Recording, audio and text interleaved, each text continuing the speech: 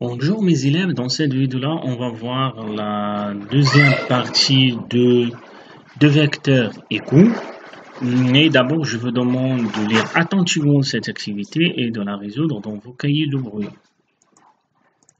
Donc voilà la collection. Donc vous voyez ici, on a un tableau et on va prendre un parallélogramme ABCD. Ça, c'est un point important. C'est-à-dire que c'est le point de départ. Donc, dans ce tableau-là, on va prendre 4 vecteurs et on va déterminer leurs caractéristiques. Si on commence par le premier vecteur, c'est le vecteur AB. Donc, sa direction, c'est la droite AB. Son sens, c'est de A à B. Et sa norme, c'est la distance AB. Pour le deuxième vecteur, c'est le vecteur BC. Sa direction, c'est la droite BC. Son sens, c'est de B à C. Sa norme, c'est la distance BC. On prend le troisième vecteur, c'est le vecteur DC. Sa direction, c'est la droite DC. Son sens, c'est de D à C. Sa norme, c'est la distance DC. Pour le dernier vecteur, c'est le vecteur AD. Sa direction, c'est la droite AD. Son sens, c'est de A à D. Et sa norme, c'est la distance AD. Maintenant, qu'est-ce qu'on va faire? On va essayer de comparer les caractéristiques des vecteurs BC et AD. Donc, d'après la dernière partie, on a dit quand est-ce qu'on dit que deux vecteurs ont la même direction? Si les deux droites sont parallèles. Mais regardez, pour les deux vecteurs BC et AD, leur direction c'est BC et AD respectivement. Et puisque les droites BC et AD sont parallèles, donc par la suite, les deux vecteurs ont la même direction parce que ça c'est une propriété importante pour le parallélogramme. Donc pour le sens, comme je vous dis, il faut identifier ceci dans la figure. Regardez, le sens de B à C est identique à celle de A à D, c'est-à-dire de A à D est le même que de B à C. Il n'y a pas une propriété, comme je vous ai dit, pour montrer le même sens. Il faut le regarder, il faut l'identifier dans la figure. Donc, les deux vecteurs ont le même sens. Pour la distance également, vous savez, d'après les propriétés d'un parallélogramme, chaque deux côtés opposés ont la même longueur.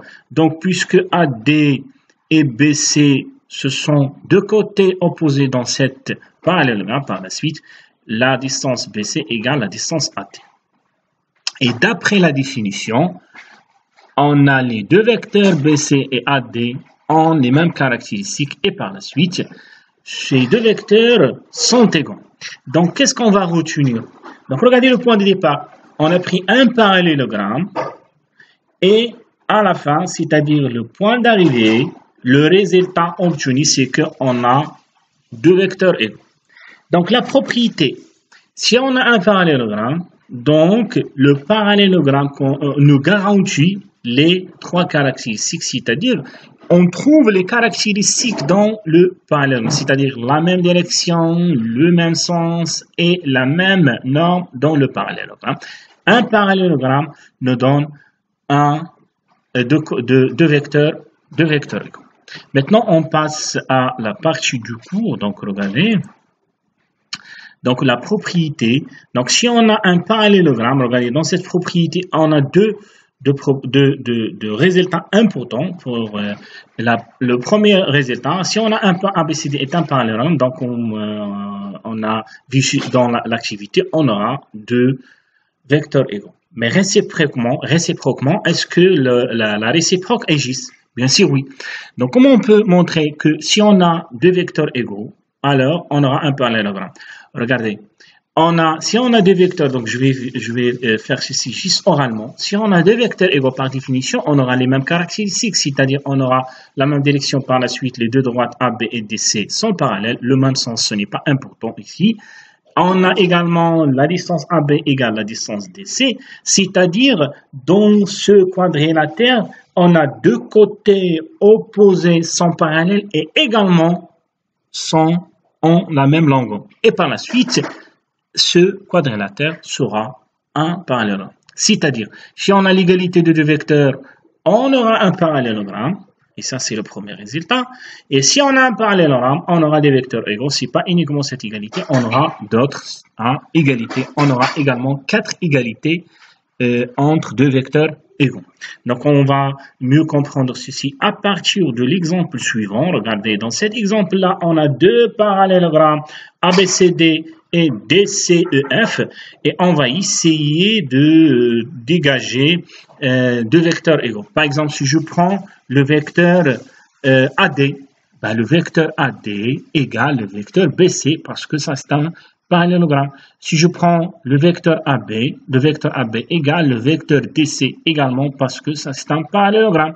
Si je prends le vecteur FD, regardez, ça c'est F, le vecteur FD égale le vecteur EC, tout simplement parce que ça c'est un parallélogramme. Et si je prends le vecteur CD, ben, le vecteur CD d'une part égale le vecteur BA parce que ça c'est un parallélogramme, d'autre part également égale le vecteur EF parce que ça c'est un parallélogramme. Si je prends le vecteur EF, ben, le EF égale CD, ça c'est un parce que ça c'est un parallélogramme. Le vecteur CB, voilà, le vecteur CB égale le vecteur DA parce que ça c'est un parallélogramme. Je répète pour la dernière fois. Donc, pour la propriété, si on a un parallélogramme, on aura deux vecteurs égaux. Et si on a deux vecteurs égaux, on aura un parallélogramme. Et maintenant, je vous demande de prendre vos cahiers de cours et d'écrire la propriété et l'exemple.